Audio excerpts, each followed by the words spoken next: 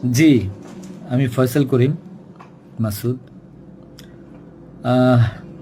বিগত 12ই ডিসেম্বর ওসমান হাদির নামে যে ব্যক্তির হত্যা মামলার আসামি। জি, আমি ফয়সাল করিম। জি, জি, আমি ফয়সাল করিম মাসুদ। বিগত 12ই ডিসেম্বর ওসমান হাদির নামে যে ব্যক্তির হত্যা মামলার আসামি আমাকে করা হয়েছে। আসলে আমি এই মামলার সাথে এই ওসমান হাদির যে হত্যা, এই হত্যার সাথে আমি কোনোভাবে প্রত্যক্ষ বা পরোক্ষভাবে জড়িত না। এটা পুরোটাই একটা মিথ্যা বানোয়াট একটা নিউজ বা যেটাই বলেন আসামি আমাকে করা হয়েছে। করার পিছনে বেশ কিছু কারণ আছে, কারণ আমি তার প্রচারণায় ছিলাম। আমি তার অফিস বলেন, আড্ডাখানা বলেন, যেটাই বলেন আমি সেখানে ছিলাম। সেখানে থাকার পিছনে মূল কারণটা হলো, আপনারা জানেন যে আমি অ্যাপেল সফট আইটি নামে একটা প্রতিষ্ঠানের মালিক। বিগত 10-12 বছর ধরে এই প্রতিষ্ঠান আমি চালাচ্ছি। এই প্রতিষ্ঠান থেকে আমি প্রায় 20-30 কোটি টাকার কাজ করেছি উইদাউট তদবির, সুপারিশ ছাড়াই। কারণ আমি ব্যাটল অফ 71-এর প্রতিষ্ঠাতা।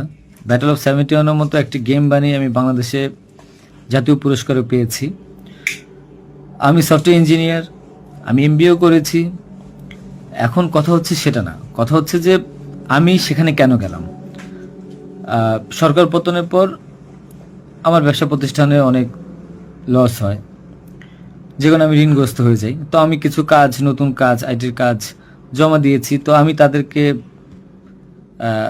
জমা দেওয়ার পর আমি দেখলাম যে তদবির সুপারিশ এখন দরকার হবে, কারণ যেহেতু আমার ব্যক্তিগত প্রোফাইলে এখন কোনো কাজ হচ্ছে না। তো আমি ওসমান হাদির ওখানে যাই, তার সাথে কথা বলি। বলার পর সে আমাকে আশ্বস্ত করে বলে যে সে আমাকে কাজ পাইয়ে দিবে। এই বাবদ সে 5 লাখ টাকাও চায়। আমি 5 লাখ টাকা দিই তাকে। নগদ চেয়েছিল, আমি নগদই দিয়ে দিয়েছি। দেওয়ার পর সে আমাকে বললো, ভাই আপনি অ্যাজ এ ডোনার হিসাবে আপনি আমার যেই প্রোগ্রামগুলো হয় নির্বাচনী প্রচারণা, একটা অফিস দিয়েন বা প্রচারণে মাঝে মধ্যে একটু ছেলে পেলেরে হাদিয়া দিয়েন। তো সে হাদিয়াই বলে আসলে বেসিক্যালি। তো আমি এরপরে শুক্রবার আমাকে আসতে বলে, আমি প্রথম শুক্রবার তার সাথে যাই, প্রচারণা করি। সেই সুবাদে আমি আমার 2টা ছোট ভাই নিয়ে গিয়েছিলাম, যারা এলাকার লোকাল। তো এখন তাদেরকে হয়তো আসামি করা হচ্ছে, আমি জানি না। তারা কিছুই জানে না, যেমন আমি জানি না, তারাও জানে না। তো তারপর তাকে আমি 5,000 টাকা দিই। তার সাথে যে ছেলেটা আছে জাবের, তাকে জিজ্ঞাসা করলে জানতে পারবেন, সবার সামনে আমি দিয়েছি এবং হাদিয়া হিসেবে সে খুব হাসি মুখে এটা গ্রহণ করেছিল। তারপর ওই দিনের খাওয়া দাওয়া শেষ, প্রোগ্রাম শেষ, আমরা চলে আসি। এরপর আমি আমার ব্যক্তিগত কাজে, নানা কাজে ব্যস্ত ছিলাম। হাদি একদিন ফোন দিয়ে আমাকে বলে, ভাই 16ই ডিসেম্বর আসছে, আপনার সাথে কিছু কথা আছে, আপনি আসেন। তার হোয়াটসঅ্যাপ মেসেজটা চেক করে দেখলে জানতে পারবেন। আমি কিন্তু তার নেক্সট শুক্রবার দিন, মানে আমি বৃহস্পতিবার দিন আমি কিন্তু যাইনি। সে আমাকে ফোন দিয়ে নিয়েছিল যে আপনি আসেন, এসে আপনি দেখেন যে আপনার সাথে কিছু কথা আছে, আপনার কাজটার বিষয়ে কিছু কিছু কথা আছে, আর আমাদের 16ই ডিসেম্বর প্রোগ্রামে আপনি একটু হেল্প লাগবে। তো আমি যাই।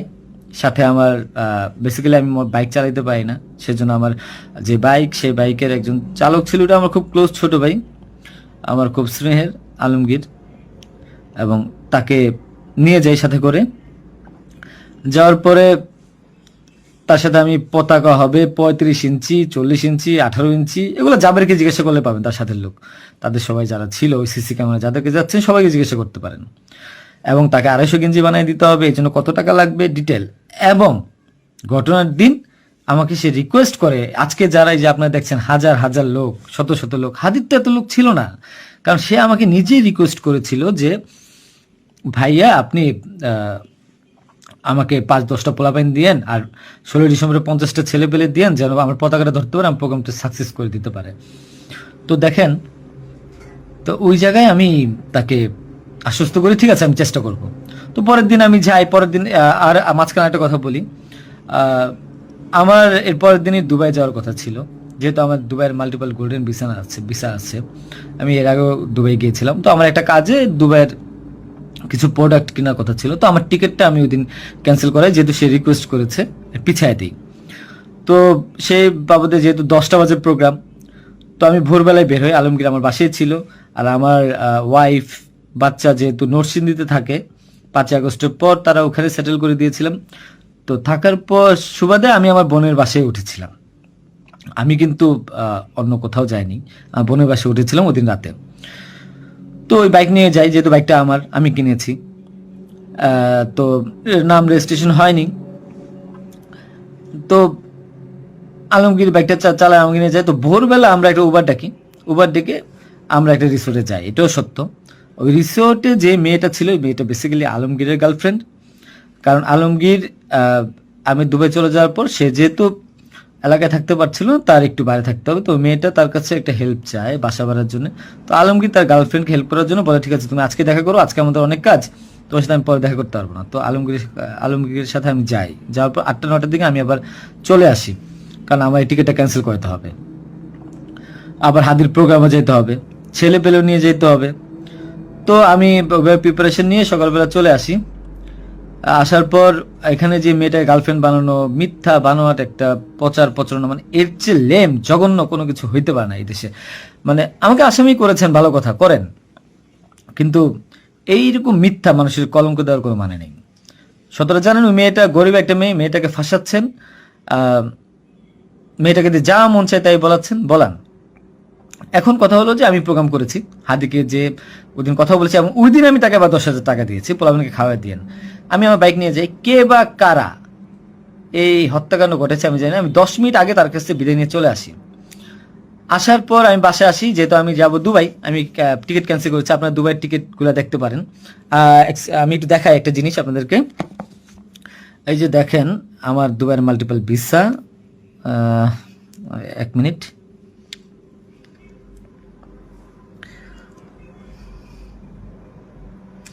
এই যে দেখেন আমার দুবাইয়ের মাল্টিপল ভিসা। হ্যাঁ, ওকে, আমি এখান থেকে ক্যামেরা যেহেতু দেখা যায় না, আমি এখান থেকে দেখাই।